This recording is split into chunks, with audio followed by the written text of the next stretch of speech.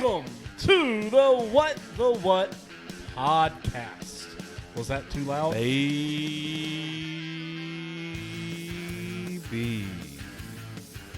Wow. That's the right podcast, right? Yeah, that's it. Okay. It's been so long. It's been so long. I don't even know. I mean, I'm not even using Ashby's thing now. That's Ashby's job. That's Ashby's job, but, you know, I had to press the button, so who knows. There you go. Ashby, You did an can you excellent hear job. us? All right. Good Welcome. intro. Welcome to the What the What podcast. I am Eric Creech, and with me today, now that they are done escaping the quantum realm, we have Kyle Whitley Yeah. and Ashby Brain. Yeah. Hello. Hello. And this is the first time we've actually done anything in about 6 weeks, so it's really good to be back, holding a microphone and making terrible innuendo jokes. So I'll be Feels honest, good. it was Feels nice good. to have a little bit of break, though. it was good to refresh, especially over the holidays. Had a couple of weeks to get used to 2020 fun. Yeah. Yeah, the year of what the what. That's a thing. That's a thing. So, I and don't know while about we've that. been gone, there's been so much that's kind of happened in the pop culture world. We had Wonder Woman 1984 come out in theaters and on HBO Max. I think we've all seen it. We will probably do a deep dive of Wonder Woman later this year, and we'll probably touch base on Wonder Woman 2 at some point. WandaVision dropped its first 2 episodes last Friday. Ashby, have you seen it? Yes. Okay. They're excellent. I They're mean, obviously no spoilers. No but spoilers on that. Definitely would recommend. Yes, fantastic, and that will be something I'm hoping we'll probably catch up to next year when we are caught up on all the Infinity Gauntlet and MCU films next year. So we'll definitely get around to discussing WandaVision probably in about a year's time. So a lot of stuff, and then they've announced a few things. I know Deadpool's coming to the MCU, and it will be rated R. So I'm interested to see how they're going to do that. Falcon and Winter Soldier's coming in March, and we're just going to have to. Ashby, I don't know how you're containing your excitement at this point. Barely. I'm with reports that they may be moving Black Widow back again just due to the COVID-19 pandemic. Right. I'm really excited that we're getting these MCU Disney Plus shows to kind of fill the gaps. What's one of those things I'm Yes. glad too, especially that it's the characters used to from the movies. Yes. The same, like, don't get me wrong, I'm not bashing on, like, Agents of S.H.I.E.L.D. or anything, but the fact that you're getting the actors straight from the movies that, it's something you've never seen before. You've never been able to have a TV show with the same actors unless it was a TV show first and then they made a film type deal. I wonder, this is just my Agents of S.H.I.E.L.D. fandom coming out. Had Disney Plus existed 7 years ago, would Agents of S.H.I.E.L.D. still be considered like semi-canon to the MCU film universe? Because, it started off that way, and then it took a weird detour about season 5. Well, and I also feel like maybe Agents of S.H.I.E.L.D. sort of, to give them credit, walked so that now these Disney Plus shows can run. Absolutely. Because even a few years ago when Agents of S.H.I.E.L.D. was starting, we were just on the precipice of TV really eclipsing cinema in the sense of viewership and, revenues and what people were willing to watch and where they were willing to watch it and the kind of money that studios would put behind the quality of filming television. And so I feel like, maybe if Agents of S.H.I.E.L.D. had started today, if it would have been, like you said, a little bit more enmeshed in the MCU, like it seems like WandaVision and Falcon Winter Soldier are going to be. Well, and here's the really cool thing, with where the MCU is going in general with some of its storytelling, at least for Phase 4. It doesn't matter if it's been an MCU property or MCU adjacent property or if it's just a Marvel property in general. From what I'm understanding, all bets are off. If you're a Marvel character, I don't care if Sony made your movie or Fox made your movie or if you were made by some whatever, you have a possibility of being reverted back into the MCU. Correct. With the rumors of everything going on with the Spider-Man 3 film, the Doctor Strange and the Multiverse of Madness. Right. Working X-Men into Deadpool, Deadpool into the MCU. That means X-Men are in the MCU. 100%, 100%. And Right. so with the idea of the multiverse coming and being a big part of Phase 4, Agents of S.H.I.E.L.D. may find its way wrapped back up in the MCU before it's all said and done. I would love to see Right. Chloe Bennett get another shot to play Daisy Johnson, a.k.a. Quake, on the big screen, or at least on Yes. one of these Disney Plus shows. I'd love to see her integrated maybe with Miss Marvel, Kamala Khan, maybe She-Hulk, just something really exciting there. But yeah, I mean, don't count Agents of S.H.I.E.L.D. out yet. I know their seasons are, they finished their run last summer, but I think their characters there's still a chance we could pull in some of those characters into these shows. Well, I think so too, because they're already talking about possibly bringing in finally some of the Netflix Marvel characters. Yes, the rumor has it that Charlie Cox may be appearing in Spider-Man 3 as Daredevil, which is pretty awesome. And I heard a rumor that Kristen Ritter was in talks to reprise her role as Jessica Jones, which I would love for sure, because Jessica Jones was my favorite Netflix Marvel show, and I felt like she nailed it. I mean, she just did a fantastic job. So would love to. Marvel has got us set up. With Endgame last year or 2 years ago, it's actually been 2 years now. That's so insane. But with Endgame kind of like ending like this big run of superhero movies, like I had the thought, like, okay, I don't really know what's next. I don't really know exactly what to be excited for. And Marvel has just said, okay, I'll hold my drink. And here's a bunch of stuff that you could be excited for the next decade. And I can't wait. So I'm really glad WandaVision's kicking it off. It's not the way I don't think they intended for it to kick off, but but I'm glad. I mean, we've had over a year of kind of like a palate cleanser where we didn't have any Marvel stuff, and now we can just jump into something super super weird, and I love it. So yeah, and it's interesting to me that they have given a definitive date for Falcon Winter Soldier, but they haven't given a definitive date for the Black Widow movie, especially now that they've clearly seen Wonder Woman kind of take that leap and say, we don't want to delay this anymore.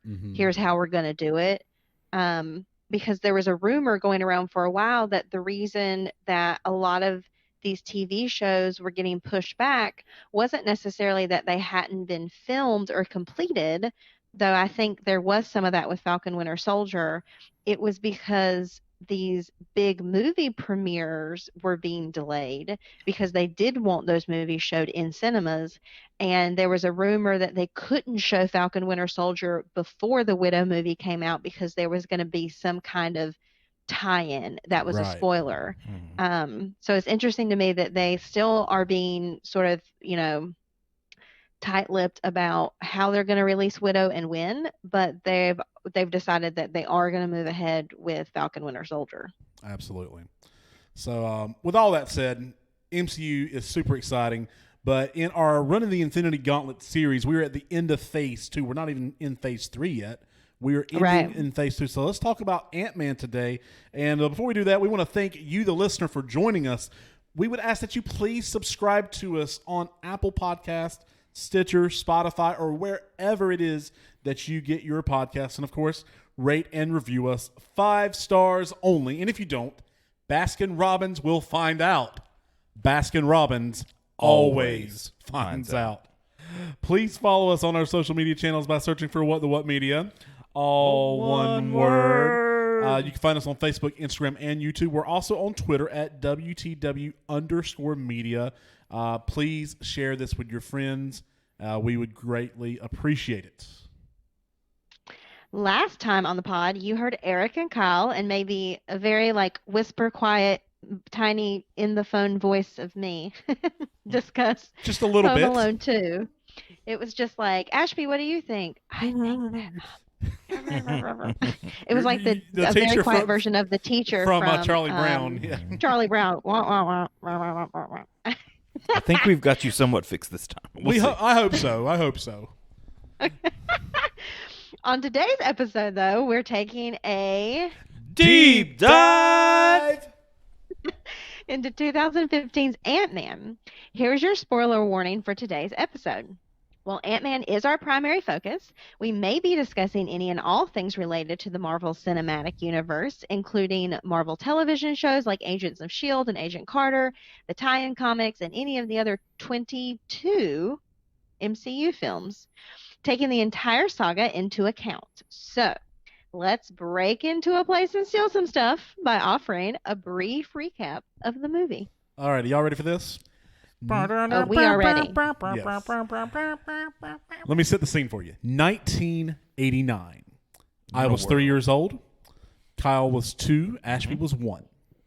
And also, scientist Hank Pym shows up to the Triskelion to meet with a familiar face, Agent Peggy Carter, maybe an older Howard Stark, and some guy named Mitch, who seems like a very nice character. I mean, just for sure, very great character. And he is really upset with him because he's discovered that they are trying to replicate his Ant-Man shrinking technology. So, believing the technology would be dangerous if replicated, Pym vows to hide it for as long as he lives, and he resigns from his position in S.H.I.E.L.D. Not before, pretty much bashing Mitch's face into the to the table there, after Mitch makes a comment about his wife. In the present day, Hank's estranged daughter, Hope Van Dyne, and his former protege, Darren Cross, another great guy, by the way, have forced him out of his company, Pym Technologies, and Darren Cross is close to perfecting a shrinking suit of his own, the Yellow Jacket, which horrifies Hank Pym. Meanwhile, upon his release from prison, a well-meaning thief, more like a cat burglar, so to speak, Scott Lang, he moves in with his old cellmate, Luis, who is just a fantastic, fantastic guy. Lang wants a job. He has a master's degree in electrical engineering. He'll be fine, but he ends up getting fired from Baskin-Robbins instead. And he wants to visit his daughter, Cassie, who's just adorable. Goes to her birthday party. His ex-wife and her fiance are not too pleased, and they're like, hey, we know you want to do the right thing, but, you got to get a job. You got to pay child support. You got to get an apartment, and then we can talk about visitation rights. So Scott does the math. It's going to take him over a year to do all that. He can't wait that long. His old cellmate, Luis, is like, hey, I got a tip. He found from a guy when they were doing some wine tasting. He doesn't like the reds, but there was this rose. It was a delight. It saved the day. Anyway, he ends up finding this tip that there's this old guy who has a safe. And this old guy seems loaded. So Scott, using his super cat burglar skills, which impresses T.I. and the rest of the gang, breaks into what turns out to be Hank Pym's house and discovers the Ant-Man suit, which he believes to be an old motorcycle suit. Coolest motorcycle suit I've ever seen, by the way. And he takes it home. He tries on the suit in what I can only describe as a questionably not clean restroom in their apartment. I mean, I got some notes on this, like clean the bathroom, guys. That toilet, or not the toilet, the tub looks very, very unclean. Lang tries the suit on, and he accidentally shrinks himself, which was Hank Pym's plan. Hank's talking to him in the microphone that's in the helmet of the suit. A little trial by fire, or well, more like by water, actually. And that naturally scares the mess out of Scott. So Scott goes to return the suit, but then he's arrested on site. In a hilarious bit, he says, I didn't steal anything. I'm returning something I stole. Facepalm.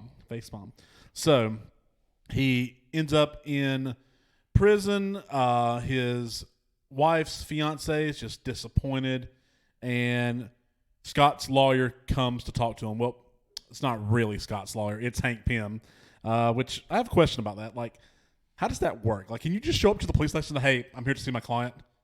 Like, is that how that works? Ashby, do you know anything about that? I have no idea. Wouldn't know anything about that. Yeah, okay. All right. I figured the other three of us. Never mind. So anyway, Hank Pym shows up, and he wants Scott to become the new Ant-Man. He actually manipulated Scott into stealing the suit. Like, he was the guy who kind of set it up from the beginning. I don't know, like, why he picked Scott, but okay.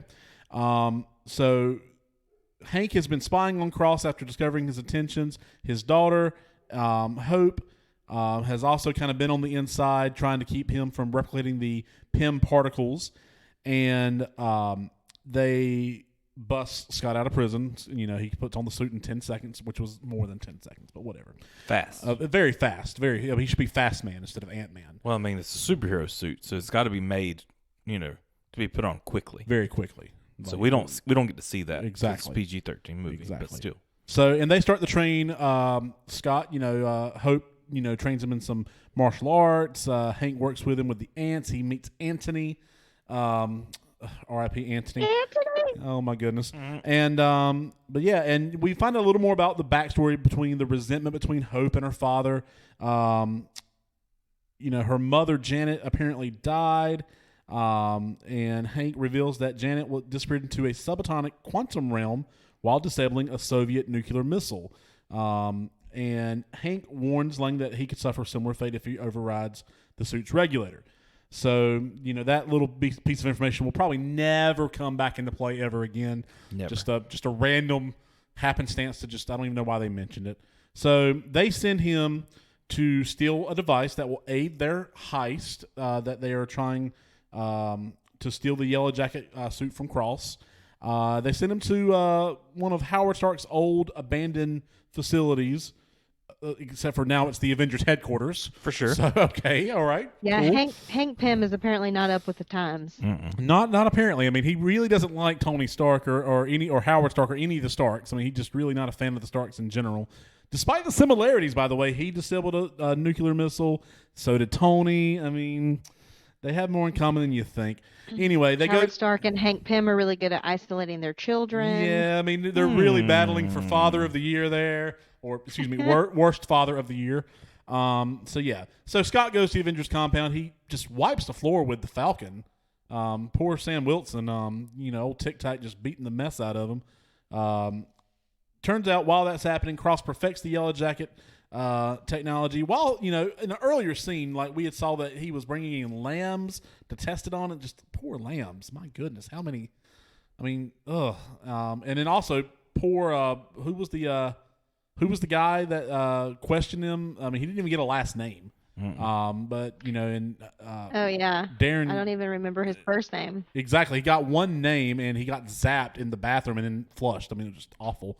That's not how I want to go out of this world. I want to be honest. Well, No. he must not have had a family because no one ever came looking for him. He looked Anyway, like a combination of a mustard and ketchup stain just piled on the floor. yes, just ugh. Anyway, so yeah, Cross perfects the Yellow Jacket suit. He hosts an unveiling ceremony at PIM Technologies.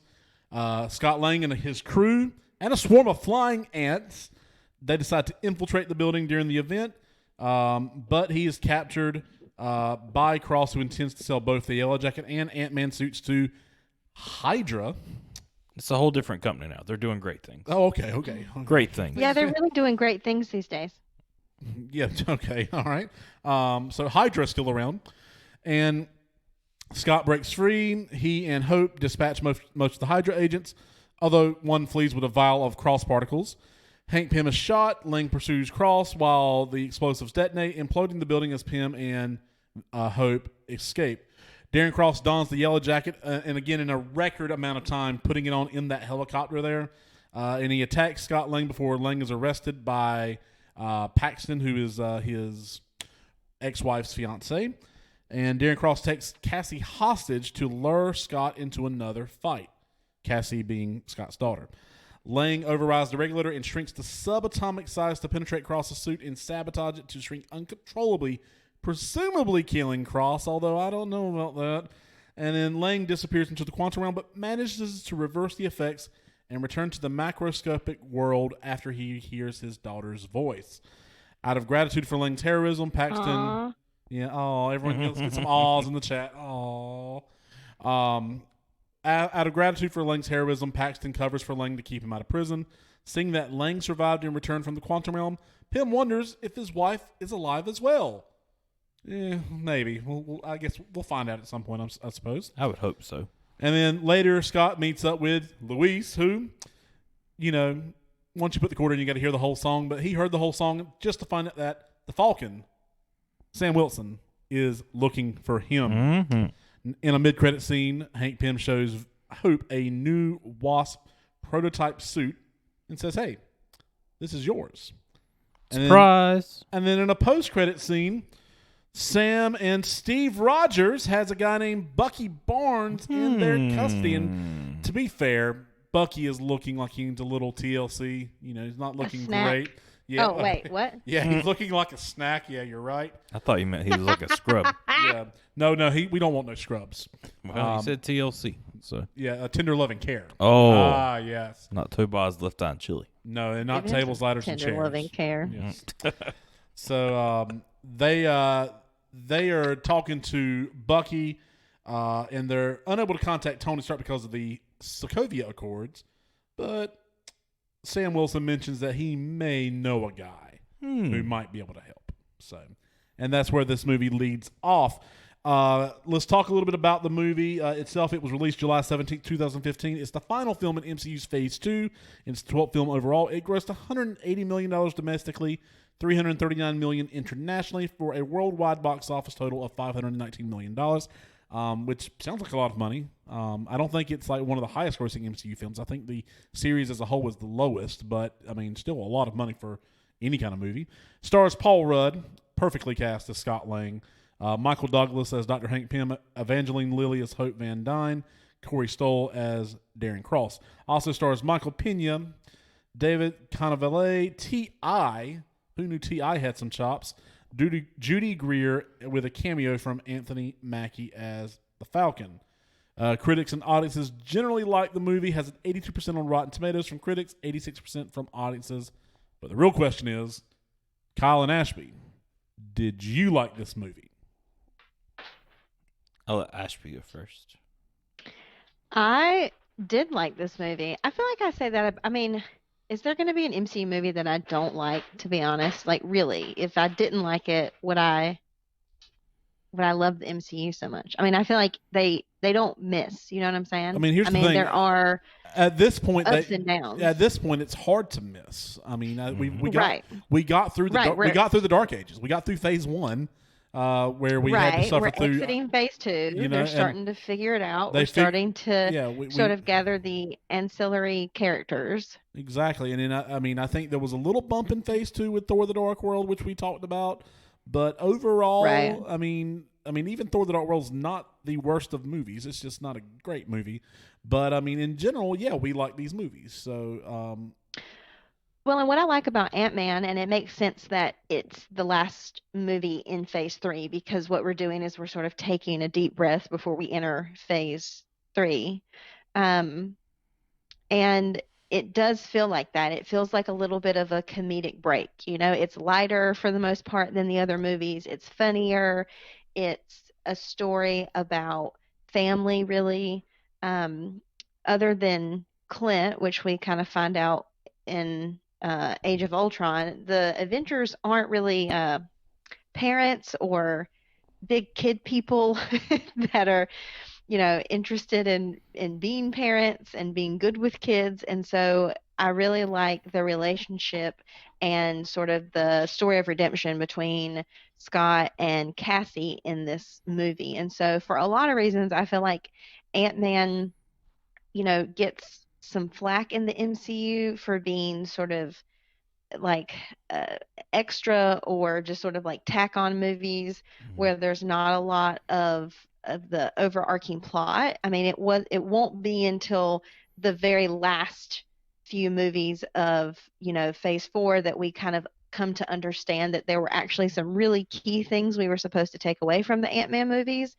But tonally they're very different, and I think that turns a lot of people off, but I really like that about them. The really cool thing about Ant-Man, and I don't know if it was this movie or if maybe we can consider Guardians as maybe the first one, but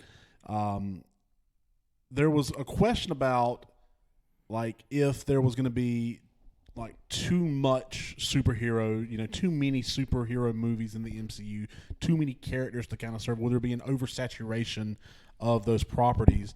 And I think Kevin Feige even said it. He's like, well, no, because each movie isn't going to be the same movie. They're going to be different tonally, different genre. I mean, they're going to be superhero movies, but under different genres. So, I think Ant-Man was kind of one of the first, if not the first, where it's like, yeah, it's a superhero movie, but it's also a heist film. It's also a heist comedy. And, Right. and then you get to see more of that with, Doctor Strange is kind of like that mind bending, loopy, kind of like Inception. Then you get like Black Panther, which is just visually stunning and kind of just a glimpse. Right. Of, and then Winter Soldier, which is like an espionage. Yeah, espionage movie. Yeah, so we Right. have talked about that. So maybe it was like Winter Soldier when they started really kind of separating and like these are not just superhero movies. They have superheroes Right. in them, but they are under different genres that all kind of tie in together. Well, I made a note Well, and I about that think, too. sorry, I think what we've talked about before and what really makes that premise work is the fact that for the most part, aside from, some repeats like the Russo brothers and Whedon, these movies have different directors. Hmm. And so the different genres and the different tones and, the different casting choices and everything from the top down, when you have a different director, you're going to get a different movie. And so the fact that directors change as you move through these movies, I think was a really smart move that Marvel made early on that I think DC has yet to learn. Absolutely. And I agree with that. And I'd made a note saying that, okay, Guardians probably did it first for me, but seeing this one, I remember seeing in the movie theater and being like, okay, wow, they really can do this. Right. They can make superhero movies that are all sorts of genres. Like, I remember getting that feeling with Guardians, and I think I spoke about that on the podcast, but once I saw this movie, I was like, okay, they can do whatever they want at this point. Superhero movies are no longer a one thing. Like, they are not just a superhero movie. Say, with X-Men or Spider-Man movies of the past, or Batman or anybody. They're just superhero movies, and they have that type of tone, but they are not a superhero movie with, just a funny, heist movie at the same time that's a superhero movie. Or not to reiterate and say the same thing you all just said, but talking about space movies or everything else, but just to look at it and say, okay, wow, they actually can do this. Because for me, I know if you go back and listen to all the other podcasts, whenever we're talking about Marvel and talking about where do they rank for me, anytime I've brought it up, like Ant-Man's at the bottom. But after going and watching it again, I realized I probably haven't seen this movie since the first time I saw it in theaters. No. And I really enjoyed it. We'll get to the point maybe about where it ranks, but it doesn't like leaps and bounds over anything. But like I said, or I think Ashby said a minute ago, it's where he's been a character that's still not seen yet on the same level of a superhero level as, say, as Captain America or Iron Man. Even in these movies up to this point, he's not. But it really reminded me of like a heist movie from my childhood that I would go to the movie theater, laugh, and just have a really good time watching a movie and going home. And still enjoying it. But I think the fact that I hadn't seen it in so long, going back and watching it now, it really was just like, it felt like going back and watching a movie from my childhood of just laughing and having a good time, not overthinking everything. Trying to be like, well, Captain America does this or does that, or, his history is this. And there's those moments there, and there's tons of little things hidden in the movie. But for me, I just watched it almost just as an enjoyment, fun movie instead of thinking too deep into it as I have in some other superhero movies. Well, and to your Right. point, I was in the same boat as you. The second time I ever saw this movie was today. Okay. I saw it in theaters like the week it came out, and then I hadn't really seen it again. Not because it wasn't enjoyable. I mean, it was a very enjoyable movie. It's just not one I would go back and rewatch over and over and over again. Mm-hmm. But that doesn't take away from how enjoyable it was to watch. Mm-hmm. And you made the point that, yeah, Marvel can do anything. Get a character over named Ant-Man, and to bring that point, just to another part here. I like that they kind of made him kind of like not on the same level. Like he's kind of like, he even mentions in Civil War, like, wow, Captain America, I know you too, you're great, but wow, I'm just glad you thought of me. And but if you look at the future of this character and this franchise, you have Ant-Man and the Wasp: Quantumania as a Phase 4 film, which is going to feature Kang the Conqueror. Mm-hmm. Spoiler alert, who is one of the biggest Marvel villains they have available to them, and he's going to get started in the Ant-Man franchise. You look at Ant-Man in Endgame, and Ant-Man is a crucial piece. Ant-Man and all the things that Ant-Man encompasses with the quantum realm and Pym particles, a crucial piece to the Avengers completing their mission in Endgame. And it all gets set up in this little movie that came out after Avengers Age of Ultron. That's the great thing about Marvel is I don't know if they had, I'm sure they probably did have this planned out 10, 20 steps ahead, but they started them off kind of small. I mean, no pun intended. And they really have gone just a great length to not only protect the character and the characters around it and the lore around this franchise, but to slowly make it one of the building blocks that completed the Infinity Saga and is going to help build the Phase 4 and moving forward for the Marvel Universe. So yeah, I like this movie, and I thought it was fantastic. And I mean, just its place in the MCU, while again, no pun intended, while small, is super super important. So, what did y'all feel like worked the best in the movie? This is where y'all speak. Okay. Sorry, I was gonna say if I didn't want to jump in over Kyle. Plus, Delta has decided that she would like to spend the remainder of this podcast in my lap, all 54 pounds of her. That's what Grizzly would do. If it was me, I'll just jump in real fast because I don't have like a ton that I'd like to say. I think the fact that it didn't take itself like too seriously helped this movie to be in a level and distinguished in its own. Not to say it's not serious, just tons of great parts, but say for his friend, man, I can't remember names. Luis. And just how perfect it is when he retells stories, so that it's come to be a fact in any movie that he appears in the Marvel Universe. That's his thing. And just like it took itself serious enough to do that, but it says, okay, you know what's going to be a staple in this movie is anytime we're going to do this guy is going to retell stories, and he's horrible at it, but it's really funny. Like, yeah. Well, and the way they tell the story, it's like you hear his voice, but his voice is like entering other characters. Yes, and it's amazing. And it's just amazing the way he does it. And the way he gets off track. Somehow we go down the rabbit holes. Mm-hmm. I thought of that when watching him. Was like, that's just like a conversation with the people I know, where he'll start off on one tangent and then jump off into a whole nother tangent before having to be redirected back onto the main tangent. And it's just fantastic. And the only other thing I would say is, I don't know if it's in anybody's like fun facts, but like Hank Pym has a really dark history in the comics. Yes. Yeah, in the comics. Yes. So if you come, and I didn't know like a ton of it, like I knew who he was and stuff coming into this, but honestly, I didn't know a ton other than, he shrinks. And I think at some point he grows, and that was kind of as much as I knew about him. But to come into it and look into more things now, like this could have been a much darker movie. If they would have stuck with Hank Pym being Ant-Man instead of being the more like role model or, in that type of situation.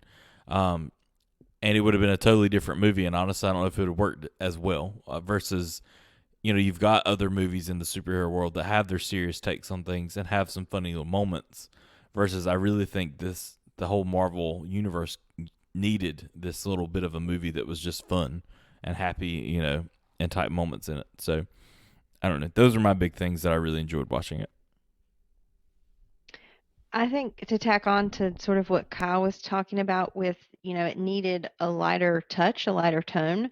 I think what really worked well in this movie was Kathy. Yes. I think she was cast really well. I think she was given a lot of really good, funny lines. She keeps the tone light, but she also, I think that her childlike belief, in her dad and in heroes really grounds the movie. Like you get to see some of the things that are happening from her perspective, which is refreshing. She also is just like a really funny kid. For sure. So, those some of my favorite moments in the film include her, and then are, sort of between her and Scott. So, and I think they expand upon that in the second Ant movie. Like, I think they realized that worked really well. But yeah, I think she's one of the best parts of the movie. And I'll even jump a little further on that. I think the relationship between Scott and Cassie is the thing that worked the best for me. Where Yeah. we Cassie is fantastic. I mean, she's so adorable. Obviously, I mean, I think we were talking about it before the pod. Just her, she's funny. She's cute. She loves her dad, and her Right. her dad is a flawed man, and he's not a perfect man, but he is willing to do whatever it takes to just get to spend time with his kid. Right. And I think that's every decision he makes is with that in mind, and not only in this movie, but in the movies going forward. I mean, the first thing he did after he got out of the quantum realm in Endgame was go to find Cassie. Mm-hmm. Once he realized what happened, he's like, I need to make sure my kid's still here. So I think the heart of the film is there, with the relationship. The whole family aspect there plays a huge role in these movies, and I think it works really great. And tonally, I mean, like Kyle said, the lighter tone.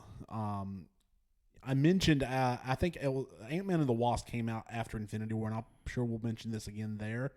But these movies are like the perfect movies after like a big event or before another big event to kind of just reset your expectations, to reset your emotions, to kind of give you a kind of a feel good movie in a way where the stakes are not super high, and it's kind of like it's you're not really saving the world necessarily. You're just defeating a bad guy, and I think there's nothing wrong with that. I think that's a perfectly serviceable and great way to have a superhero movie. In fact, it's refreshing because most superhero movies now, it's like, if you don't do this, the world ends, and it's like, no, I'm okay with some lower stakes.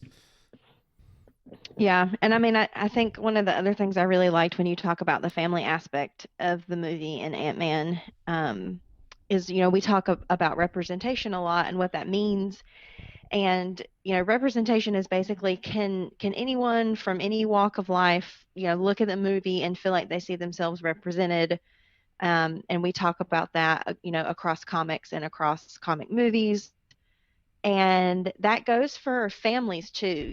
Not every single person is or comes from um, a perfect, one mom, one dad together, family. There are blended families.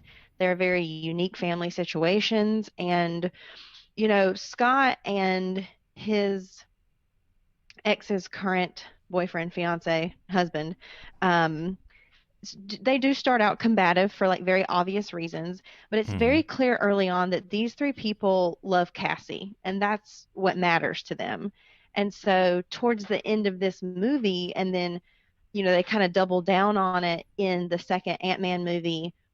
These three adults are, they become friends and they get along, you know, aside from kind of the rocky start for Mm-hmm. obvious reasons. But it's very clear that they are raising this child as a unit.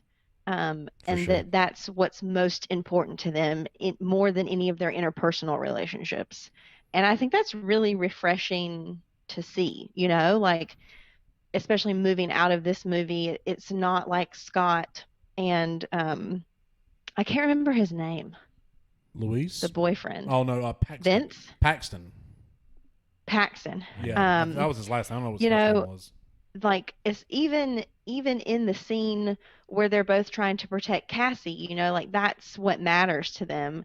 And I just think it's really refreshing to see a blended family and to see adults put aside their differences, to make sure that the child that's important to both of them is healthy and happy and safe. And so I really like that component of the movie as well. There's part of that too that I liked where she goes to her mom and she's talking to her mom and she's like, "Is my dad a bad guy?" Like, or I've heard that he's a bad guy or whatever. And the mom is like, "No, he's not necessarily a bad guy. He's just made some, bad choices or whatever." Right. And so to see that the mom hasn't completely turned on it because she realizes that her daughter sees him and loves him past all these things and the stuff that he messes up and screws up on in his life.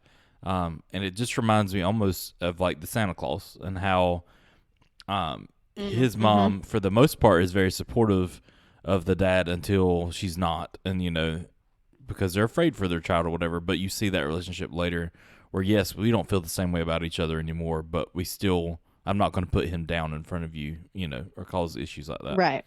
And like you said, and I think that does expand across all worlds and walks of life. And I don't know. I didn't even think about it in that deep of a way when watching it previously, but just, you're right. It doesn't just limit, for one nationality or anything like that.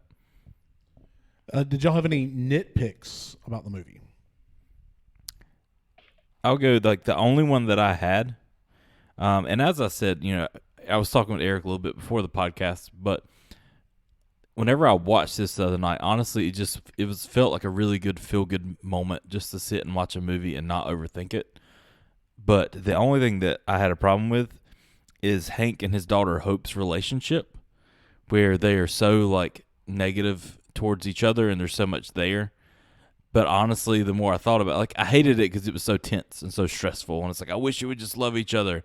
But then I realized, that's how that's supposed to be. So that's not necessarily a nitpick. The emotions I'm feeling are the emotions I should be feeling. It's not that they flawed it. It's just where they did exactly what they needed to do to get me to feel a certain way. So they succeeded more than a nitpick. So I don't know. That was me kind of reaching for something and knowing that was the only thing that kind of bothered me, because I was well, if there's an issue with how her mom died, why wouldn't you have told her how her mom died? But there was so much more to it. And like I said, that was me just was there anything out of this fun moment that I had that kind of made me a little stressed? And that was it. But honestly, it needed that, and it was just how it needed to be. So it's not necessarily a flaw where they did it wrong in the movie per se. It's just me stretching, trying to find something. So I have a nitpick, and this is kind of, I guess, a larger nitpick in terms of superhero movies in general, and maybe even MCU specifically. The villain, Darren Cross, a.k.a. the Yellow Jacket.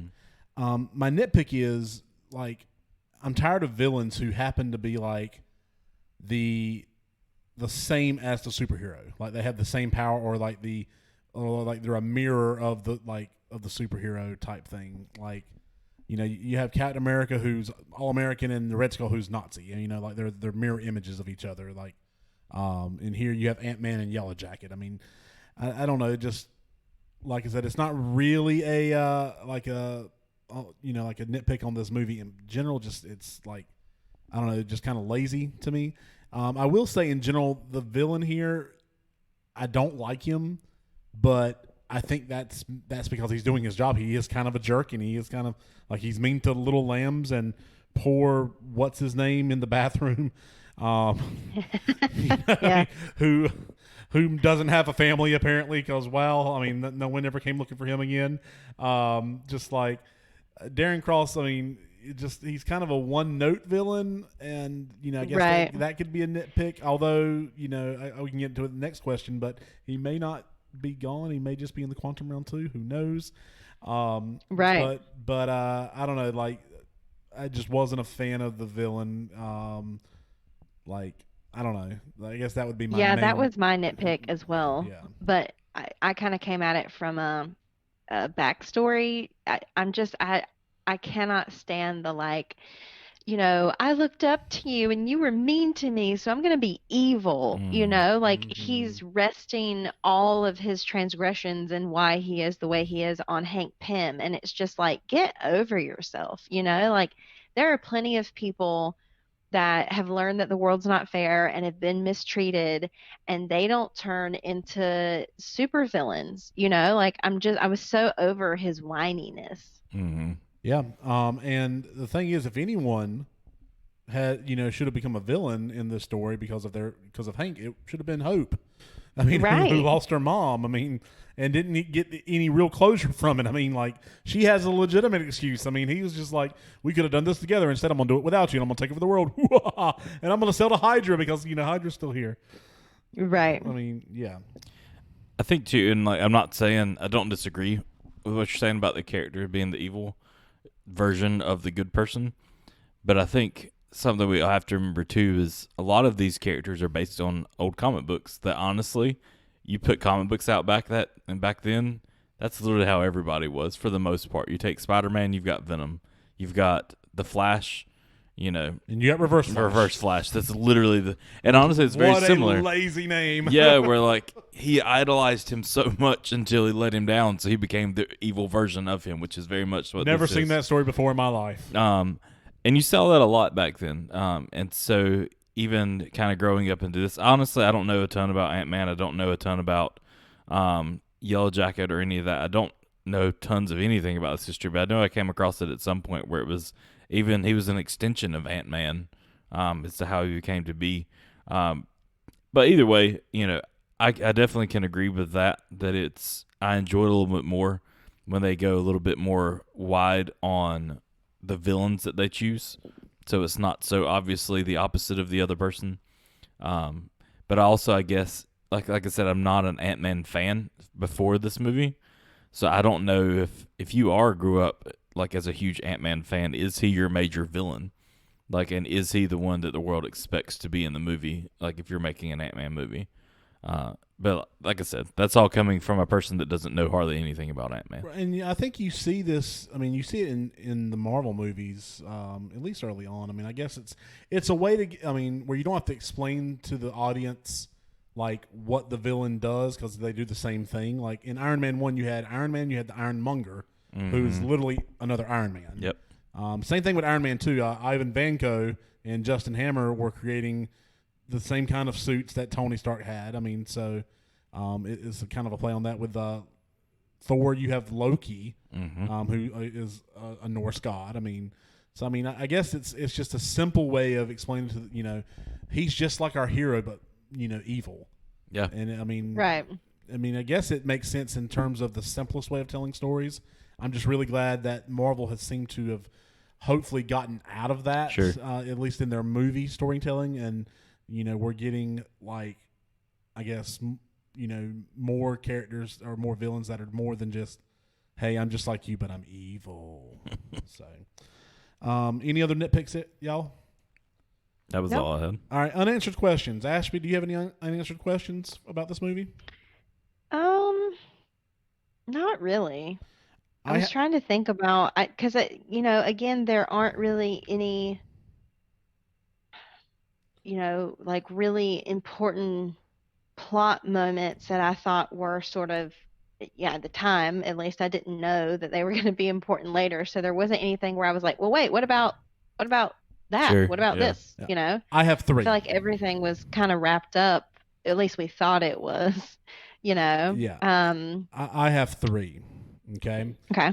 First, Mitch, who works for Hydra, he doesn't die in this movie. He walks away with the cross particles, and those are still out there. Like that's a hanging plot thread that has not been revisited in the Marvel universe.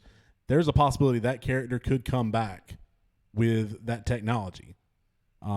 So that's my question is, what happened or what's going to happen with that character and those missing cross/pin particles. Secondly, is Darren Cross dead, or is he just stuck in the quantum realm? Will we encounter him in Ant-Man and the Wasp 3 Quantumania? And then third, I actually looked up the guy's name. The guy's name was Frank. Okay, he got killed in the bathroom. Why did no one ever realize this guy was missing? He was important enough to be in the big presentation, and he asked a question in front of everybody, and all of a sudden, after that meeting, he goes to the bathroom and he just never comes out. Does he not have a family? Does the people that works for him or that he worked for, did they like, well, Frank, he hasn't been in 2 days, so should we do a courtesy check on his home? Like, that was never made a big deal. Why? Why didn't y'all check on Frank? Frank, you deserved more. And I'm just glad you have a first name now, even though I could not find a last. So, If he's in like any of the other characters I looked up when searching for cast, it was probably Frank.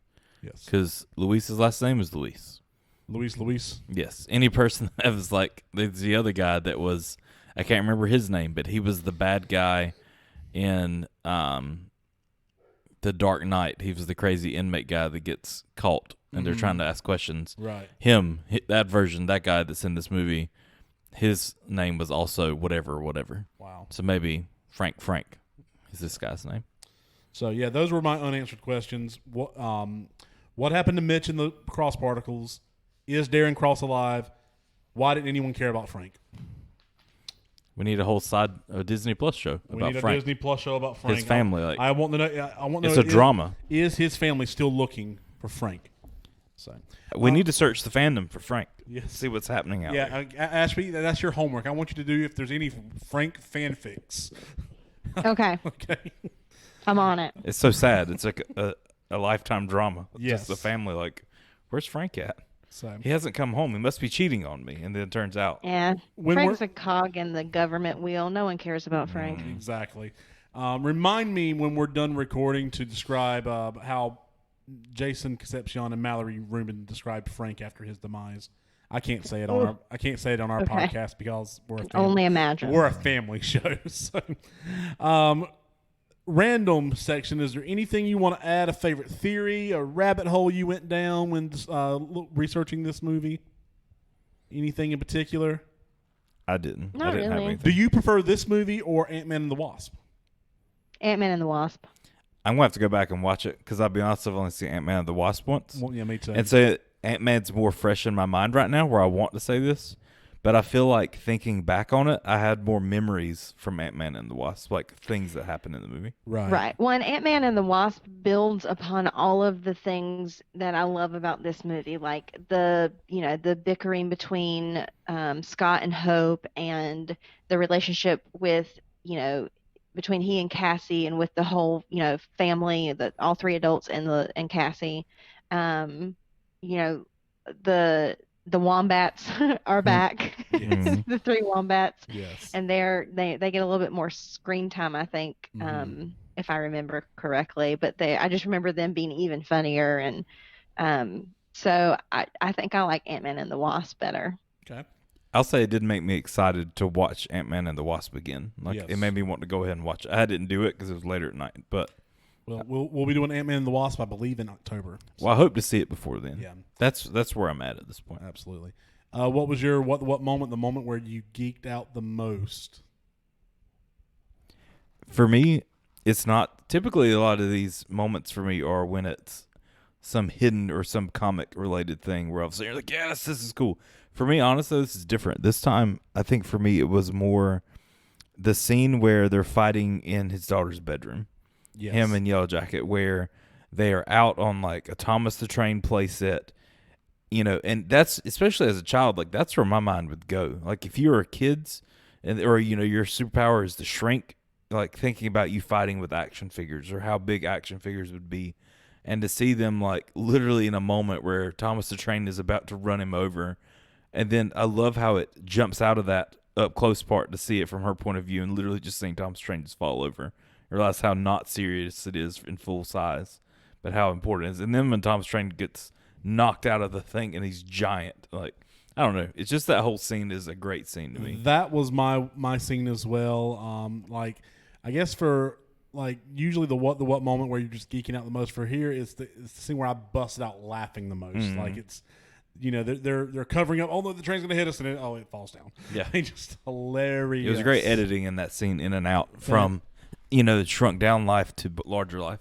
Fantastic. If I had to have an honorable mention, it would be the scene where Scott shrinks down for the first time, and then just like the camera work where he the water's coming at him and he goes down the drain and he's down. He's on the in the dance club and he's on the record and just all that. Was just, it was pretty awesome to see from the Ant-Man's point of view. So, how about you, ma'am? So I would say the fight scene between Ant-Man and the Falcon, because Okay. I feel like having him actually at the Avengers compounds really grounds the movie in the MCU, and then having Anthony Mackie come in and kind of do this cameo scene as the Falcon is really funny. And just because Anthony Mackie is so funny, I think the Falcon is the perfect Avenger to have opposite Ant-Man when you're introducing Ant-Man, because the Falcon is one of the Avengers that has that lighter, more comedic tone. And Mm-hmm. so it wouldn't bring the tone of the movie down too much to have him kind of go up in a friendly battle, we'll say, against Falcon. Mm-hmm. And then I really just love, when he actually does get away from Falcon and manages to steal what he came to steal. Yep. Falcon, it's like, it's really important to me that Cap doesn't find out about this. Yes. Well, I think it's important too in that scene where it almost brings you a little bit more of Falcon to life as well, where you've seen him in some other movies, but he's always been the side to Cap, like, and not necessarily like every time, but to see him there versus to see him kind of stand on his own and be his own superhero this time versus somebody that's helping somebody else type situation. I don't know. It made me appreciate him more and just felt like I got a better vibe of who he is, when he's just who he is versus in relationship with somebody else. Right. All right. Well, that leads us to our next and final question before we get to the Teach Us What We Need to Know section. Who won the movie? Don't all go at once. Cassie. I'm right there with you. I cheated and I knew my answer wouldn't fly, but I got caught up between a couple of them, and it's both of that way. I said either Scott, his daughter, or Hank and Hope Pym, because I feel like by the end of this movie, they've all finally have the relationships that at least one of the two wished that they had. Right. It's not so much that he's a great superhero now or that Hank Pym, defeated his enemy. It's like, no, now Hank Pym can finally talk to his daughter Hope, where she may consider calling him dad instead of Hank Pym. Mm-hmm. And just to be able to have the honesty out there where they can grow now, discussing his wife or mother. And then also just Cassie and Scott, where he's finally able to be the dad that he's wanted to be this entire movie. From the moment he got out of prison till here, like, this is who he's wanted to be. He finally gets to do that. And then I guess, she wins in the midst of that because she has loved her dad throughout this, seen through all the junk that he's done or been through or said or been involved in, and just loved him anyway. And now she finally gets to spend time with him and just be a part of his life as well. It was tough for me to call one or the other. I think I agree with both of y'all. I mean, I think the relationship between father and daughters wins the movie here. However, Right, yeah. however, I'm going to post an honorable mention to two recurring characters in this film franchise and in the MCU as well. Frank. No. No. Luis, who sets fair. up the relationship between Falcon and Ant-Man moving forward as the go-to guy, the guy who knows a guy who knows a guy. Yeah.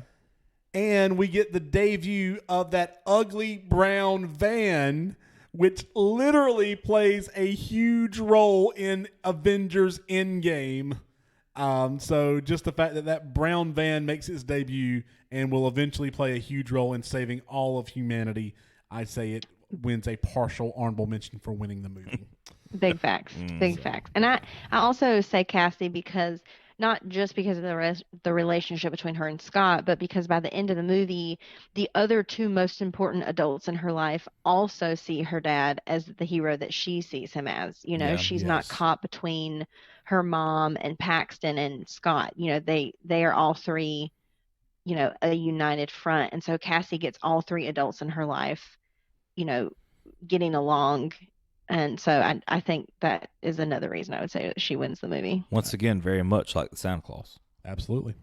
Correct. Yes, absolutely. Who knew we would be drawing comparisons between Oh my Tim gosh. Allen as the Santa Claus and Ant-Man? I mean, There are actually some really great parallels that There I are. would not have thought about if Kyle hadn't brought it up, but also another really great movie.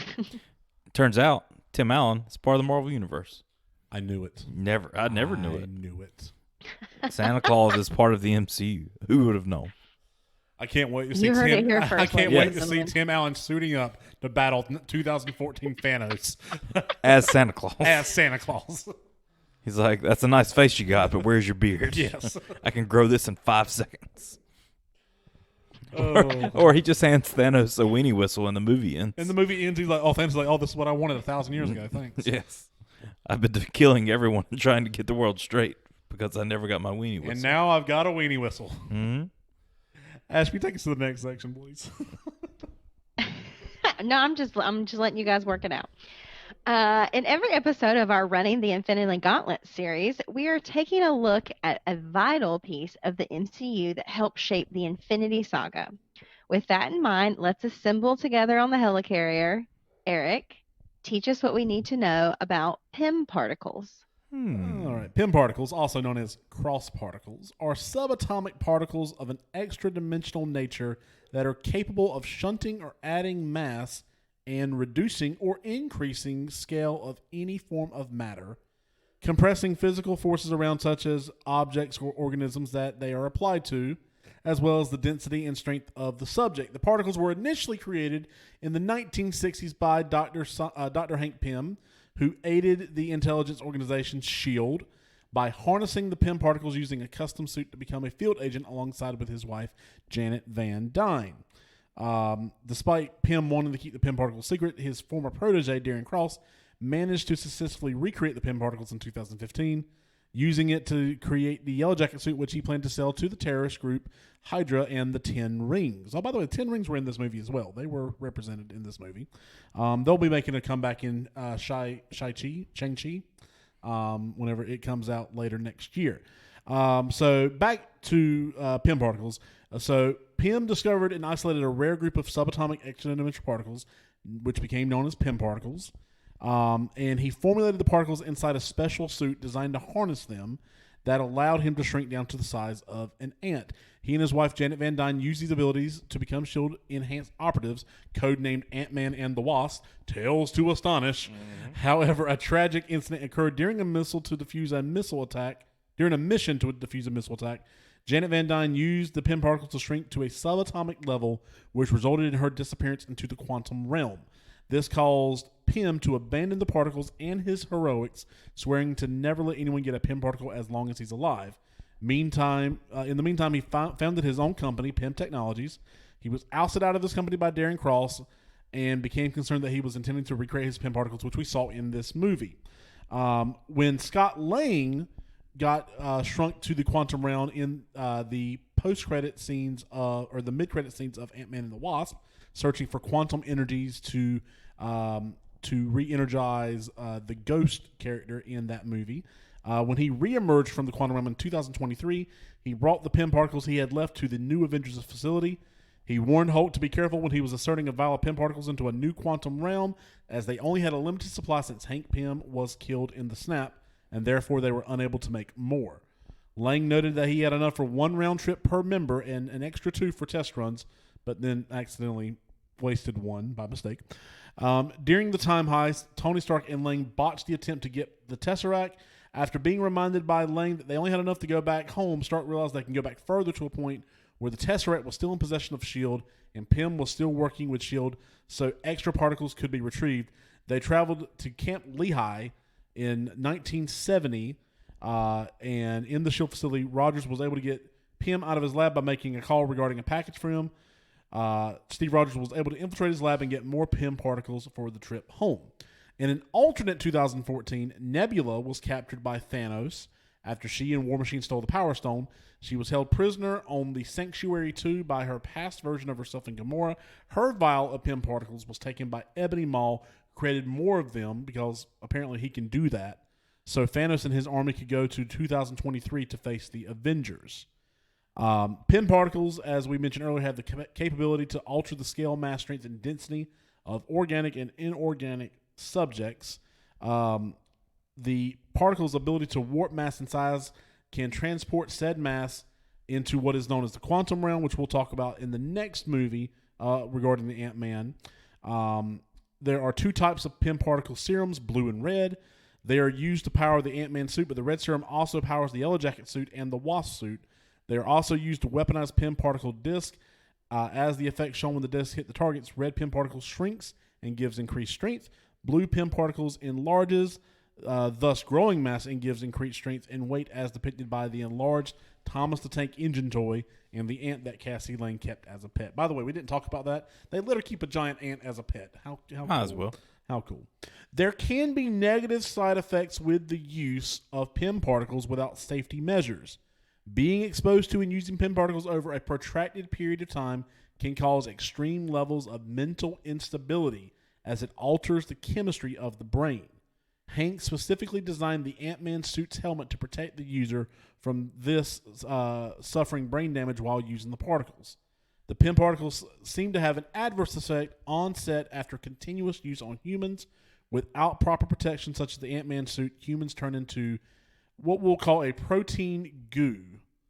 Even with the protection of the suit, Sure. Hank Pym stated that continuous use of the suit has taken its toll, and thus further using the suit and shrinking could cause some hazardous health problems to him.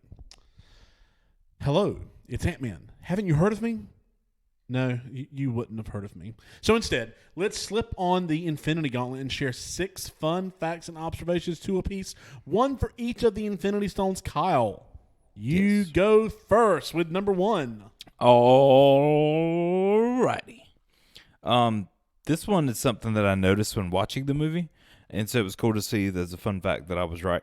The laser sounds fired from Yellow Jacket's suit are the same sound as the main gun on an AT-AT being fired in Star Wars movies. Disney owns Marvel and Star Wars. So whenever you're hearing Yellow Jacket shoot the blue lasers out of his costume, they're using the exact same sound as that they use in Star Wars for AT-ATs. Fun times. Very nice. I'll do number 2, and Ashby, you can do number 3. Okay. All right, number 2. Darren Cross jokes at the beginning of the film that the concept of shrinking humans sounds like a tale to astonish. Mm-hmm. Ant-Man made his debut in the comic Tales to Astonish number 27 in 1962. Darren Cross shrinks a chair as part of a demonstration. This was taken from the same comic where the first thing Hank Pym shrank was a chair. Number 3. When Paul Rudd told his 9-year-old son he was going to be Ant-Man, Yes. his son said, "Wow, I can't wait to see how stupid that'll be." Kids, man, no appreciation, no respect. No Not one respect for the dads. No. Kyle, number 4. Whenever I found this fact, I thought it was cool, and I'd never noticed it before, but it says, in the Marvel Cinematic Universe, Scott Lang is the first character to take up the legacy of a previous hero. The second character to do so in the movies is actually his partner, Hope Van Dyne, who takes on the role of Wasp from her mother. Very interesting. Number 5. When Scott Lang tells Hank Pym that their first move should be calling the Avengers, Hank Pym responds by saying they're probably busy making a city fall from the sky. This is a direct reference to the events in Avengers Age of Ultron. Number 6. The laser sounds fired from Yellow Jacket's suit are the same sound you will hear as the main gun on an AT-AT in the Star Wars movies. Did you not hear Kyle's? Ashby didn't listen to me. You didn't listen to Kyle's fact at all. She said, "Forget Kyle. I'm busy eating dinner, taking a sorry. shower, No, you guys, taking a shower, and playing with my dog." You like broke up, and I thought, well, that's okay. I don't need to know what he said. Well, yeah. So you just repeated it. That's for okay. those that haven't caught on, Ashby's not here with us. She's at home. We're carefully social distancing and making sure she's I'll okay. find another one. Hold on. I just think it's hilarious. I have one ready if you want me just to go with it. Okay. All right, Kyle, Okay. you get bonus number 6 since Okay. Ashby decided to use number 4. Scott's brief work at Baskin-Robbins was originally going to be a Chipotle, but the company did not like the negative portrayal. Filmmakers also considered Jamba Juice and then settled on Baskin-Robbins after realizing that the bright colors would be funny contrast to the dark prison opening. You know what they say? Baskin-Robbins always finds out.